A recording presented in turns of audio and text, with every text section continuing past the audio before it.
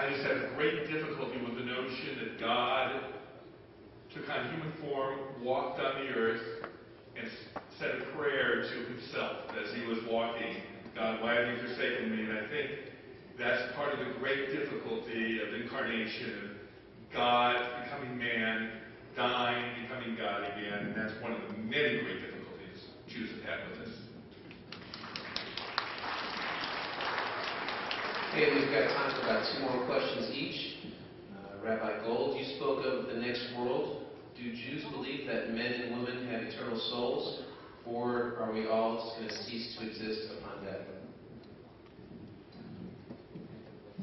I believe Judaism believes that there is no world to come, that when we die, the soul returns to God from whence it come, the spirit returns to God.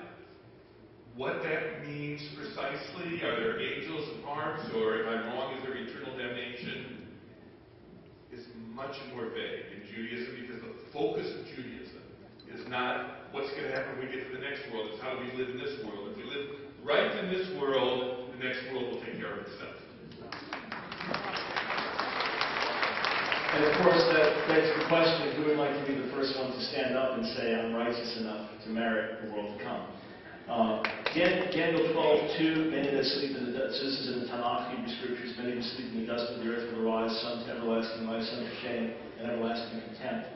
So that does seem to be the clear testimony, even within the Hebrew Scriptures, that there will be that ultimate separation, there will be a final resurrection.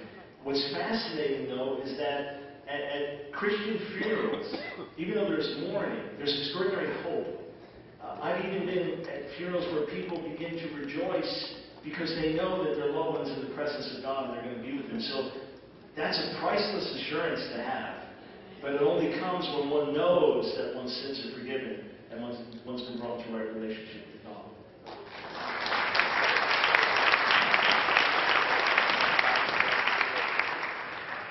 Here's your Dr. Brown question, staying with the theme of Psalm 22. Psalm 22 is believed to be a messianic prophecy. I recently found out that verse 16, where it reads, "They pierced my hands and my feet," the Hebrew actually reads as "lions surround me" instead of "pierced." Is this accurate, and does this weaken the prophecy? Okay, first, Psalm 22 is a psalm of a righteous sufferer which finds its fulfillment in Yeshua. Psalm 22, verse 16, in the Hebrew Bible that I have here, in the Standard Hebrew text, says, Ka'ari, Rabbi, like a lion, my hands and feet. So Rashi says, like a lion, mauling, tearing hands and feet. Others say, surround. The word has to be supplied. The fact is that verse is never quoted in the New Testament. So this is not an issue of was it quoted in the New Testament or not. But here's something fascinating. The oldest copy we have of that psalm from the Dead Sea Scrolls doesn't say Ka'ari, but Ka'aru. And there are Masoretic manuscripts, a number of Masoretic manuscripts from the Middle Ages that also have a final vav, Ka'aru versus Ka'ari, like a lion.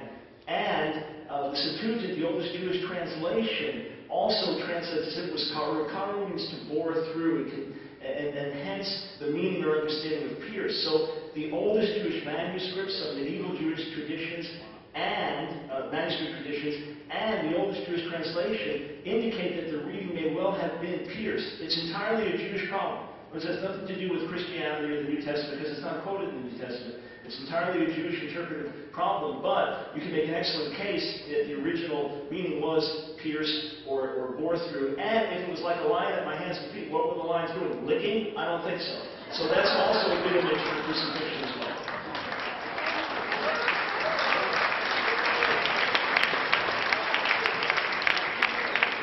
I'm not going to argue with someone who has a PhD in Semitic languages on how to translate one of the Psalms. So I'm just going to pass on that.